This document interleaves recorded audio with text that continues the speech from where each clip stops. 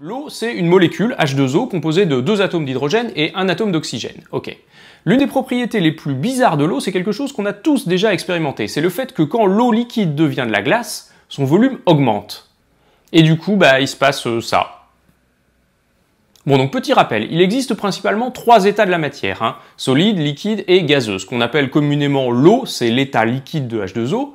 Si on va au-dessus de 100 degrés, l'eau devient un gaz, c'est la vapeur d'eau, et en dessous de 100 degrés, l'eau liquide se solidifie et devient de la glace. Et il se trouve que la densité de la glace est plus faible que celle de l'eau liquide. La densité de l'eau liquide, c'est 1, et celle de la glace, c'est à peu près 0,9. Donc à masse égale, la glace occupe environ 10% de volume en plus. Et ça, c'est un truc tout à fait exceptionnel. Pour la plupart des corps, en fait, c'est l'inverse. Le solide est plus dense que le liquide. Donc normalement, les solides sont plus denses que les liquides. Et il y a une bonne raison pour ça, ça a à voir avec l'organisation des états de la matière. Dans un gaz, les molécules sont assez éloignées les unes des autres. Elles se touchent pas, sauf quand il y a des chocs entre elles. À côté de ça, un liquide, c'est un état où les molécules sont liées les unes aux autres, mais d'une manière qui est mouvante, qui est désordonnée.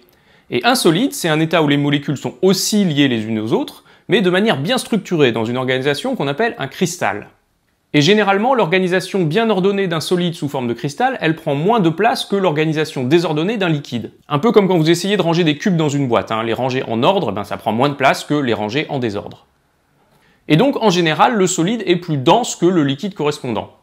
Sauf que c'est pas toujours vrai, l'eau est une exception à cette règle parce qu'en fait, sa structure cristalline, elle est pas si compacte que ça. Le fait que la glace soit moins dense que l'eau, ça a une conséquence essentielle. La glace, elle ne coule pas, elle flotte, comme les icebergs ou bien les glaçons dans votre verre.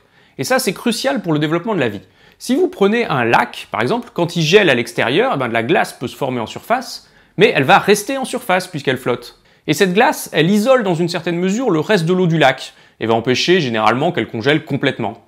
Et c'est ça qui permet de protéger la vie aquatique pendant les saisons froides. Si la glace était plus dense que l'eau, elle coulerait au fond et le lac pourrait geler progressivement avec de la glace qui s'accumule par le bas.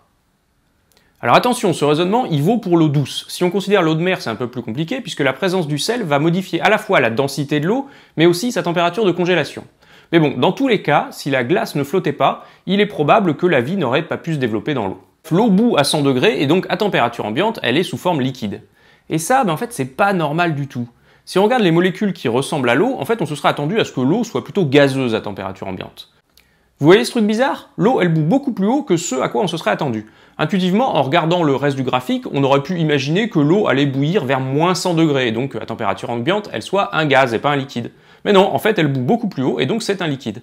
Et ça, c'est vraiment tant mieux pour nous, parce que le fait que l'eau soit liquide est quelque chose d'absolument essentiel pour que la vie puisse se développer. Le vivant, ce sont tout un tas de réactions chimiques assez complexes, et donc il y a des molécules qui doivent pouvoir voyager, se rencontrer, interagir, s'agencer, etc. Et pour ça, le liquide, c'est idéal.